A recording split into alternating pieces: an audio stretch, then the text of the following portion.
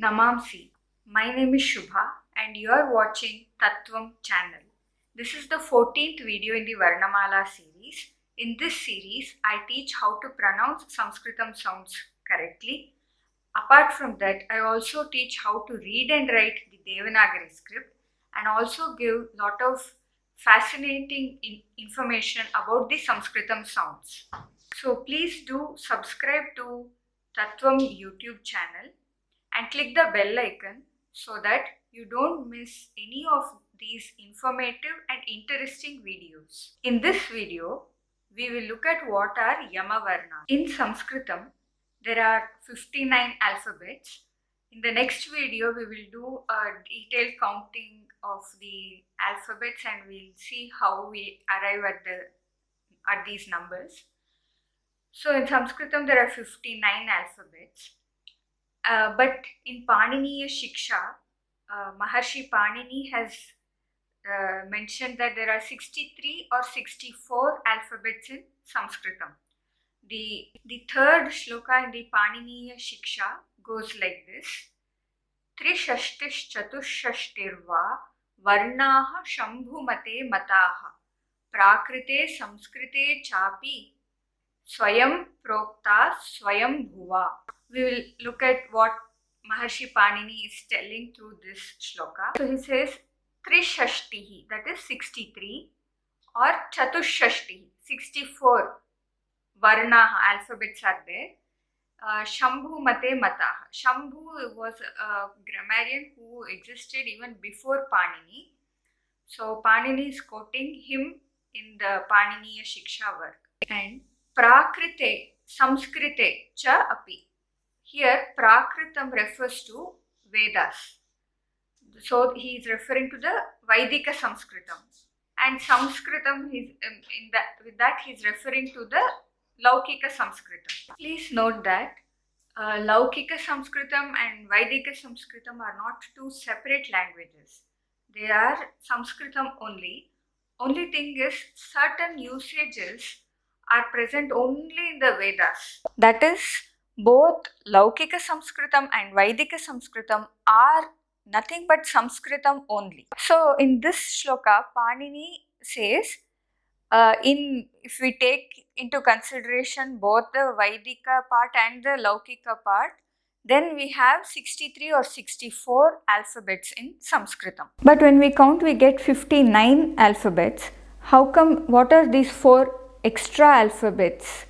These 4 extra alphabets are the Yamavarnas, which are very peculiar to only the Vedika Samskritam. It's part of Vedika Samskritam. So now, what are Yamavarnas?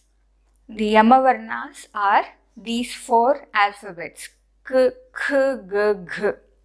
Now you will be wondering, these are already part of the Vyanjanas, that is consonants. Why are they again counted as Yamavarna? They look like K, K, G, G and they are also pronounced the same way, but there is a very subtle difference. The subtle difference is when a nasal sound comes immediately after any of these sounds, then we pronounce that sound as a double. For example, take the word Agni. So here G is there. It is immediately followed by the nasal sound Na. So if you carefully observe the way you pronounce Agni, you will be putting more stress on G. You pronounce it as if it is written like this with a double G.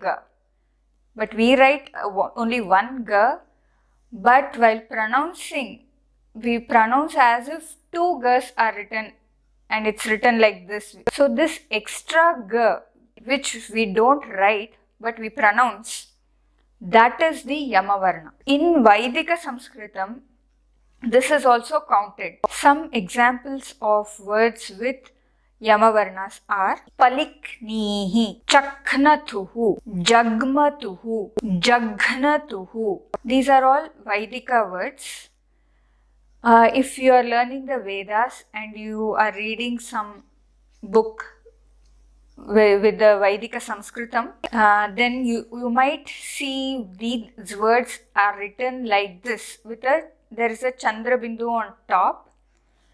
It doesn't indicate that it should be pronounced from your nose. It's not a nasal sound.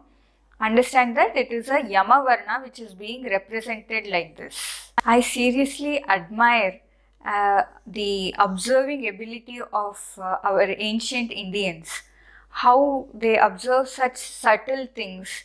I have been using this word Agni from a very long time. We all have been using, but I don't think any of us noticed that we pronounced double ga while pronouncing this word. But our ancient Indians, they were so keen in their observation. It really astonishes me. If you are also equally amazed and astonished after knowing what the Yamavarnas are and after seeing how keen our ancestors were in their observing abilities, then please type Adbhutam in the comments below so that I know that many people are also amazed at the observing ability, at the intelligence of our ancestors. I hope this video was useful and informative. If you like this video, then please do give a like and share it with interested people, and also please do subscribe to Tattvam channel and click the bell icon so that you don't miss any of these videos.